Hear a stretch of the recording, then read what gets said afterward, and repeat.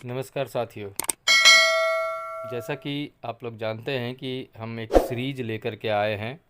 Test series है जो प्रश्न पत्र जिस हिसाब से बिहार पुलिस में पूछे जाते हैं उसी हिसाब का ये प्रश्न पत्र है। तो आइए एक एक करके देखते हैं, और अगर आप प्रश्नों के जवाब से परिचित हों तो आप अपने जवाब कमेंट करके भी टेस्ट कर सकते हैं। तो पहला प्रश्न है आज का, बिहार पुलिस में इसी टाइप के प्रश्न पूछे जाते हैं। भारत के विदेशी मुद्रा कोषों का संरक्षण कौन करता है? और आपके ऑप्शन हैं: ए भारत सरकार का वित्त मंत्रालय, बी भारत सरकार का विदेश मंत्रालय, सी रिजर्व बैंक ऑफ इंडिया, या फिर D state bank of India. तो इसका जो सही जवाब है वो देखते हैं, और इसका सही जवाब है ऑप्शन नंबर सी, मतलब भारत के विदेशी मुद्रा कोषों का संरक्षण रिजर्व बैंक ऑफ इंडिया करता है। दोस्तों, वीडियो पसंद आने पे वीडियो को लाइक, चैनल को सब्सक्राइब और अधिक से अधिक शेयर अवश्य कर देंगे। साथ ही अगर आप इन वीडियो के पीडीएफ प्राप्त करना चाहते हैं तो आप हमारे व्हाट्सएप एवं टेलीग्राम चैनल को ज्वाइन कर सकते हैं, लिंक डिस्क्रिप्शन में मौजूद है। तो दूसरा प्रश्न है, दोस्त मोहम्मद खान के खिलाफ 1838 में हुई त्रिपक्षीय संधि पर किस किस ने हस्ताक्षर किए थे? और आपके ऑप्शन इस प्रकार से हैं: ए चार्ल्स मेटकॉफ, महाराजा रंजीत सिंह और शाह शुजा के बीच। ऑप्शन बी है लॉर्ड ऑकलैंड, महाराजा रंजीत सिंह या और शुजाउद्दौला के बीच। ऑप्शन सी है लॉर्ड एलनबरो, महाराजा रंजीत सिंह एवं शुजाउद्दौला के बीच, या फिर डी लॉर्ड ऑकलैंड, महाराजा रंजीत सिंह और शाह शुजा के बीच। तो चलिए इसका जवाब देखते हैं। इसका सही जवाब है ऑप्शन नंबर डी, मतलब दोस्त मोहम्मद खां के खिलाफ 1838 में हुई त्रिपक्षीय संधि जो है वो लॉर्ड ऑकलैंड, महाराजा रंजीत सिंह एवं शाह शुजा के बीच हुई थी।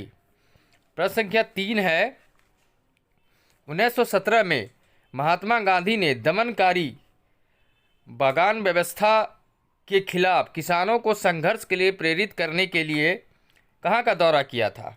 और ऑप्शन जो है आपका, ऑप्शन ए में है दांडी, बी में है साबरमती, सी में है चंपारण और डी में है चौरा चौरी। तो इसका सही जवाब देखते हैं। इसका सही जवाब है ऑप्शन नंबर सी, चंपारण का दौरा किया था 1917 में महात्मा गांधी ने बागान व्यवस्था के खिलाफ दमनकारी नीतियों। दोस्तों, बिहार पुलिस, यूपी पुलिस में इसी टाइप के प्रश्न पूछे जाते हैं, तो इन प्रश्नों को आप अच्छे से प्रैक्टिस कर लें, जिससे कि जब आप परीक्षा हॉल में जाएं तो आपको कहीं भी किसी तरह का समस्या ना हो। और वीडियो पसंद आने पे वीडियो को लाइक, चैनल को सब्सक्राइब और अधिक से अधिक शेयर जरूर करेंगे। 4 नंबर का प्रश्न है, स्वतंत्रता संग्राम के दौरान हुई घटनाओं को कालानुक्रमिक रूप से व्यवस्थित करें। ऑप्शन है ए जलियांवाला बाग हत्याकांड, दूसरा है भारत छोड़ो आंदोलन, तीसरा है ध्वज सत्याग्रह, या फिर चौथा है असहयोग आंदोलन। और नीचे बगल में आपका ऑप्शन दिया हुआ है, वो किस क्रम के अनुसार हुआ था वो आपको बताना है। तो इसका सही जवाब है ऑप्शन नंबर बी। आगे बढ़ते हैं, भारत में खरीफ की बुआई किस माह में होती है? खरीफ फसल, जैसा कि आप जानते हैं फसल 3 तरह की होती है ना, कौन कौन सी? तो रबी, खरीफ एवं जायद। तो इसमें खरीफ फसल के बारे में पूछा गया है कि खरीफ फसल की जो बुआई होती है वो किस माह में होती है। और ऑप्शन दिया गया है ए मार्च अप्रैल के महीने में, बी फरवरी मार्च के महीने में, सी जून जुलाई के महीने में, या फिर डी नवंबर दिसंबर के महीने में। तो सही जवाब है इसका ऑप्शन नंबर सी, जून जुलाई के महीने में भारत में खरीफ फसल की बुआई होती है। 6 नंबर प्रश्न है, ए अकेले एक कार्य को 30 दिन में पूरा कर सकता है, जबकि बी अकेले उसी कार्य को 40 दिन में पूरा कर सकता है। ए और बी मिलकर इस कार्य को कितने समय में पूरा कर सकते हैं? और आपका जवाब जो दिया हुआ है ऑप्शन में, ए 11.2/7 दिन, बी में है 18.3/7 दिन, सी में है 17.1/7 दिन, या फिर डी 15.2/7 दिन। तो आप कैलकुलेशन करें और जवाब कमेंट करें। और फिर 2 मिनट बाद मैं इसका जवाब आपको बताता हूँ। तो इसका सही जवाब है ऑप्शन नंबर सी, 17.1/7 दिन में ए बी मिल करके इस कार्य को पूरा करेंगे।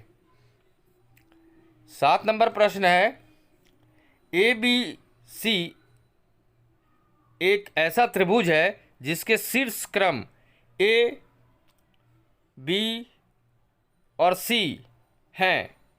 यदि त्रिभुज बिंदु ए पर समकोण है तो ओ का मान ज्ञात कीजिए। फटाक से इसका जवाब आप कमेंट करके हमें बताइए। ऑप्शन दिया गया है ए 2 डिग्री, बी 5, सी 2 या फिर डी 6। तो जवाब आप कमेंट कर सकते हैं और फिर अपने जवाबों को हमसे मिला सकते हैं। ऐसे ही प्रश्न आते हैं तो इसकी प्रैक्टिस, इसकी तैयारी जरूरी है। और इसका सही जवाब है ऑप्शन नंबर बी 5।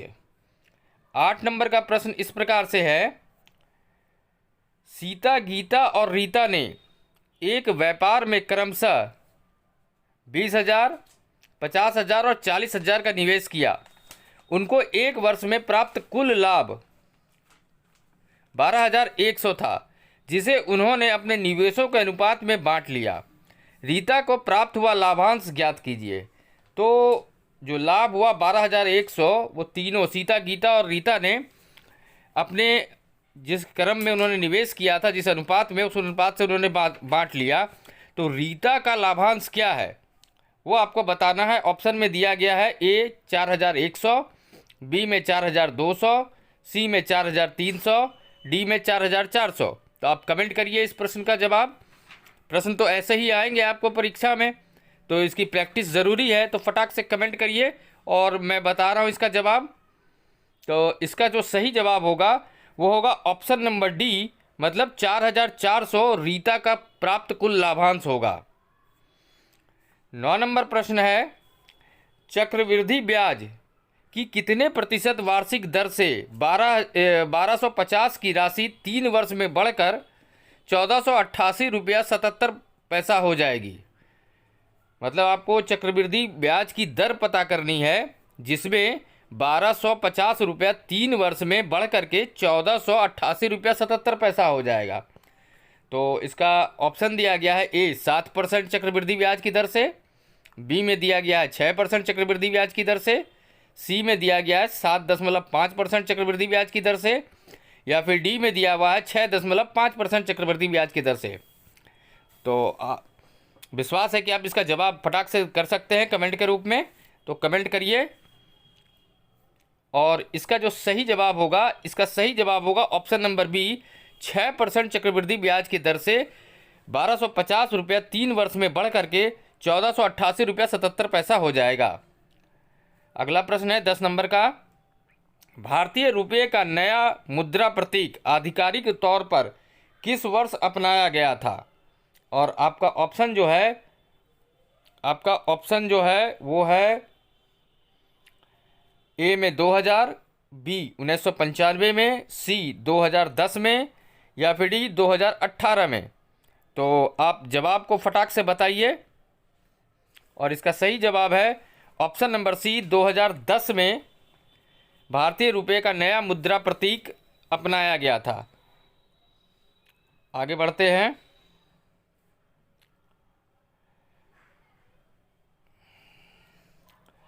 प्रश्न ये है आपका, देखिए, भारतीय संविधान की किस अनुसूची में केंद्र और राज्यों के बीच विधायी विषयों का त्रिस्तरीय वितरण उल्लिखित है?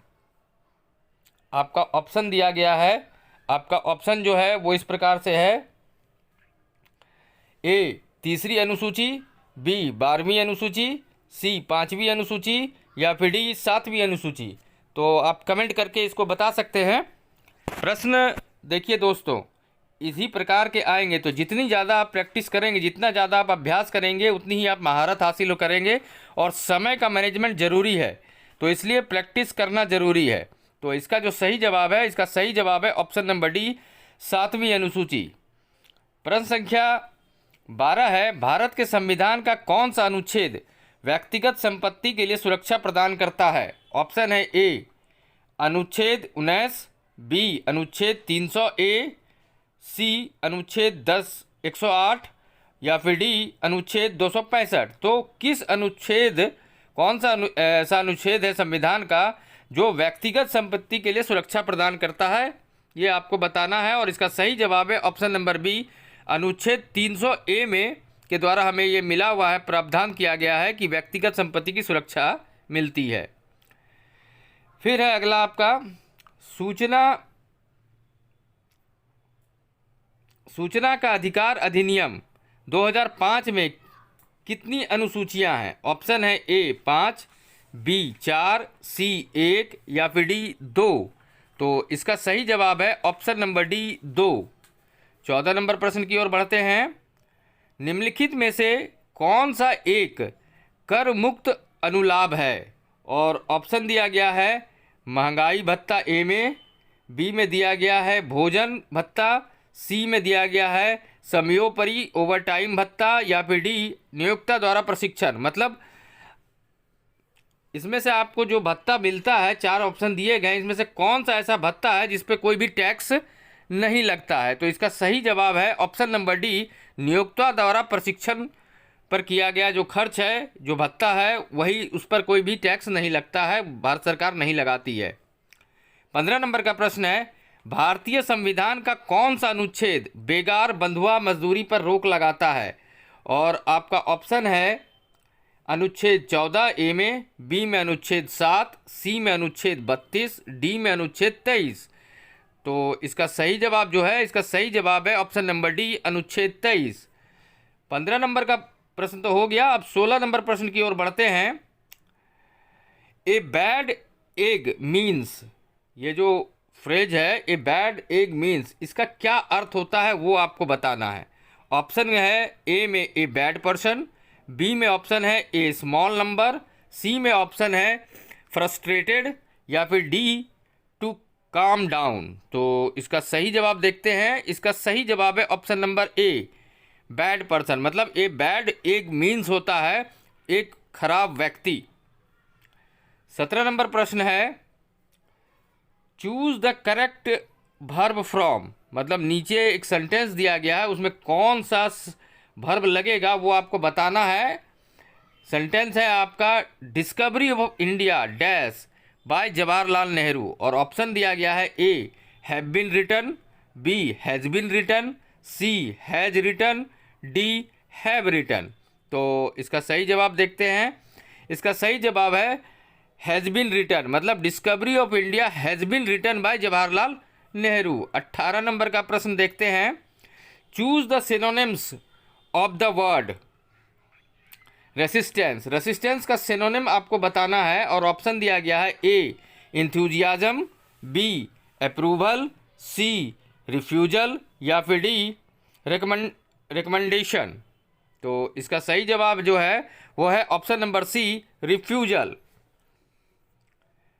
18 नंबर प्रश्न है, choose the wrongly spelled word. नीचे कुछ वर्ड दिए गए हैं, इसमें से किसकी स्पेलिंग गलत है वो आपको बताना है सही सही। और ऑप्शन है ए कॉन्शियंस, बी इम्ब्रेस, सी रिदम या फिर डी प्ले राइट। तो इसमें से जो भी गलत स्पेलिंग है वो आपको बताना है और इसका सही जवाब है बी इम्ब्रेस का स्पेलिंग यहाँ पर गलत दिया हुआ है।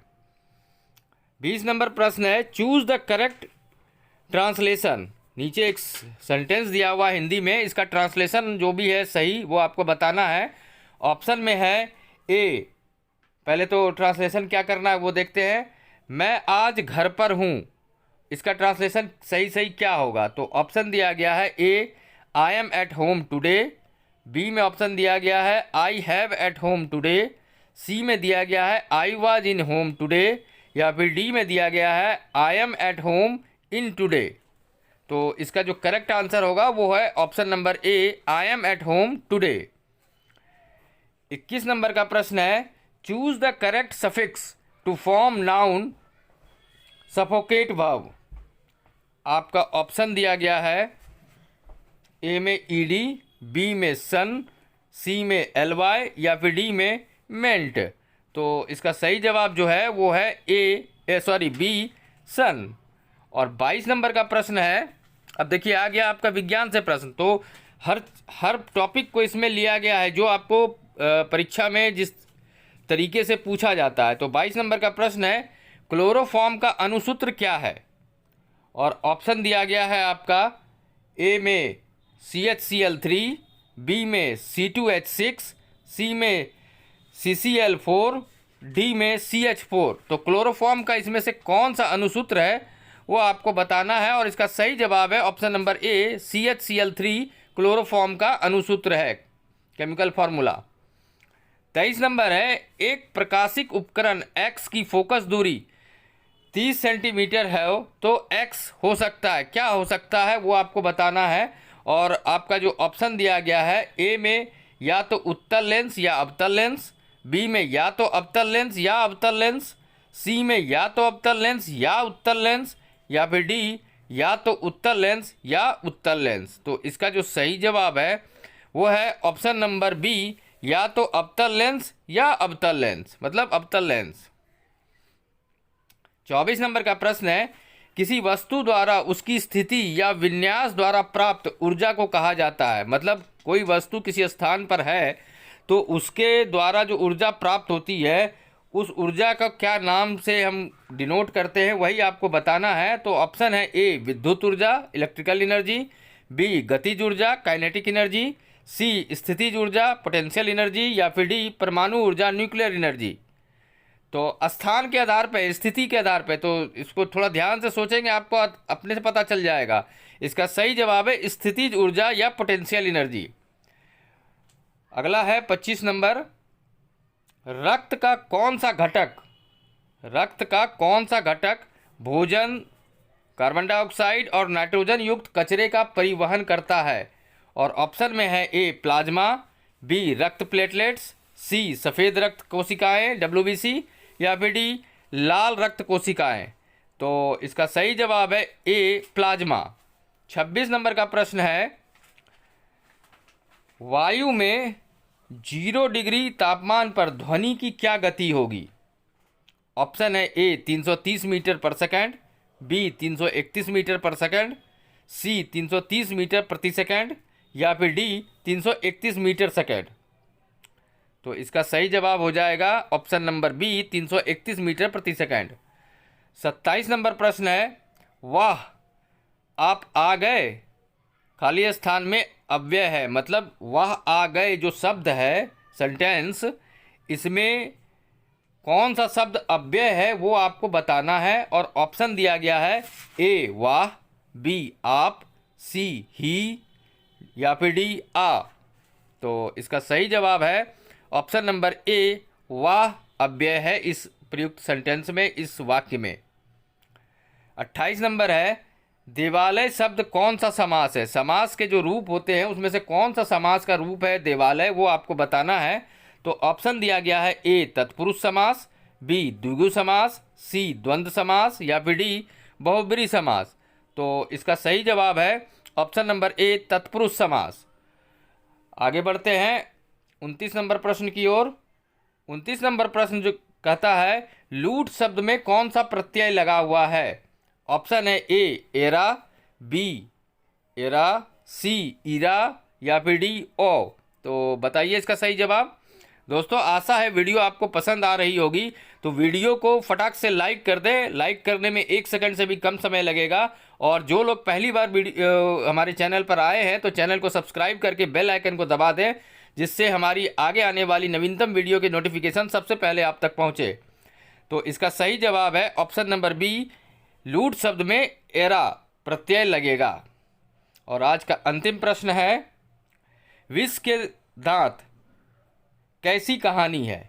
ऑप्शन है ए, सामाजिक, बी, ऐतिहासिक, सी, धार्मिक, या फिर डी, मनोवैज्ञानिक। तो इसका सही जवाब है ऑप्शन नंबर डी, मनोवैज्ञानिक। दोस्तों वीडियो को अंत तक देखने के लिए धन्यवाद। नमस्कार।